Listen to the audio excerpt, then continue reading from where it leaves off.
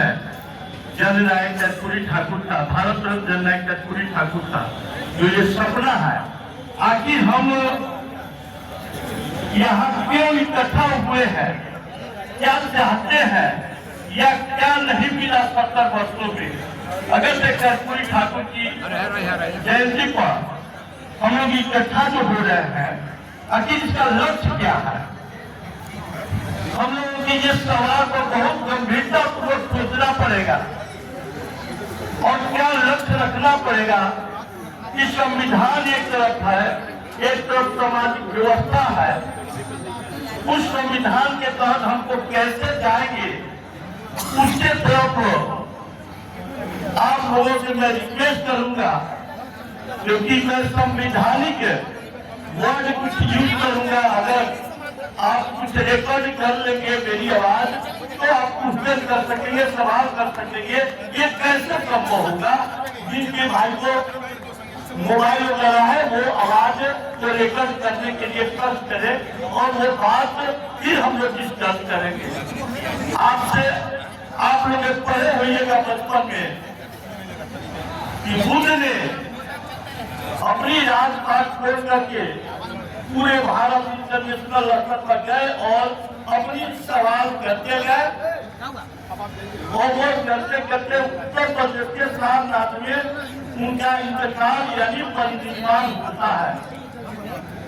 मगर आज पूरे भारत में सारे लोग कहते हैं कि बुद्ध ने ये कहा, बुद्ध ने ये क्या किया। तो मैं आपसे सवाल करना चाहूंगा कि बुद्ध क्या अपने हाथ से वो अपनी वाणी, वो अपनी जो उपदेश था वो लिख कर कहीं गए थे क्या। कहीं न कहीं कोई महापुरुष होगा जो उनकी वाणी को, एक एक आवाज को, एक एक शैली को उन्होंने लिखने और पिरोने का काम लिपिबद्ध किया। वो आपके वंशज के लोग थे, आपके वंशज के लोग थे। उन्होंने ऐसा एक निर्माण किया, उन्होंने नाम दिया था जो जिसे वो नाम दिए थे संघीय संविधान। संघीय संविधान का नामकरण उन्होंने किया। बल्कि दूसरे तरफ ब्रिटिश हुकूमत या हमारी पतन भी हुई हमारे आइडियोलॉजी के लिए। 1200 वर्ष पहले हमारे लिए पतन का काम हुआ, उसमें हम लोग अपनी प्राण प्रतिष्ठा बचा करके आज गुलामी के जजीरे में जकड़े हुए हैं। बल्कि अब हम कैसे निजात पाएंगे, कैसे उसकी रास्ते पर हम लोग आएंगे। एक तरफ हमारे पूर्वज का सत्ता था और आज हम गुलामी के दस्तान में गए, इसके पर ही हम आपसे कुछ सवाल कर रहे हैं। एक घटना सुने होइएगा कि 1930-31 में जातीय आधारित जनगणना हुआ था। वो जनगणना कराने का श्रेय पटना हाई कोर्ट एक मुख्य न्यायाधीश थे, उनका नाम था टी.एफ.डी. मिलर। आज भी मिलर हाई स्कूल के नाम से प्रमाण है। उन्होंने हम लोगों के लिए डाटा कलेक्ट करने के लिए जातीय आधारित जनगणना का काम कराने का काम किए थे।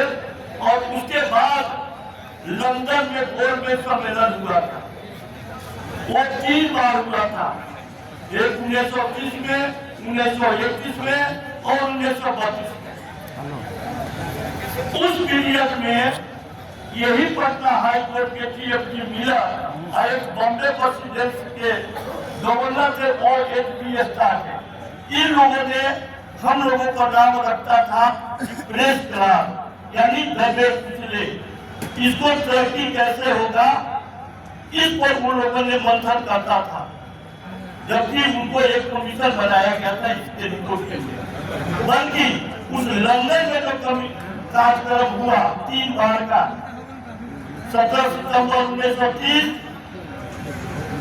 और 12 सितंबर 1931 और 20 सितंबर 1932, 3 में बाबा साहब ने क्या मजबूरियां थी, क्या कारण था कि वहां उन्होंने इस भाषा को बदलकर उन्होंने कहा कि ब्रिटिश हुकूमत से कहा कि आप लोग मुझे डिप्रेस करते हैं, हमारे में कोई भेदभाव नहीं है, बल्कि यहाँ दो ग्रुप है, एक है टचेबल, एक है अनटचेबल।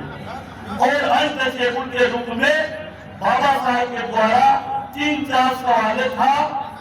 वो था संघीय लोकपालिका, राष्ट्रीय वो संघीय विधान पालिका में रिप्रेजेंटेशन की गारंटी, और दूसरा था कार्यपालिका रूपी में रिप्रेजेंटेशन की गारंटी। तीसरा सवाल था उनका राष्ट्रीय सेवाओं में रिप्रेजेंटेशन की गारंटी, और एक उनका और डिमांड था चौथा सेपरेट इलेक्टोरल का अधिकार।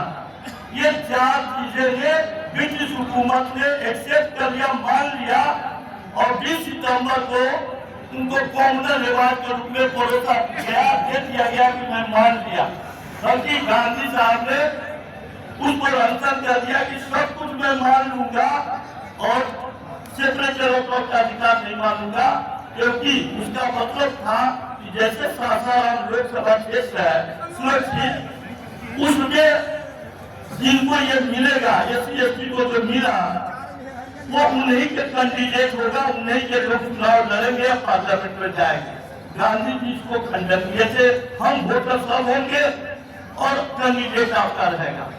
हमारा वो सवाल नहीं है, हमारा सवाल है कि 1930-31 में मुझे टचेबल करके इग्नोर कर दिया गया, मेरे लिए सूची नहीं बनी। वो आज उस पीरियड में उनकी शेड्यूल, आप जब नाम सुनते होइएगा, शेड्यूल कास्ट, मैंने शेड्यूल का मतलब होता है सूची।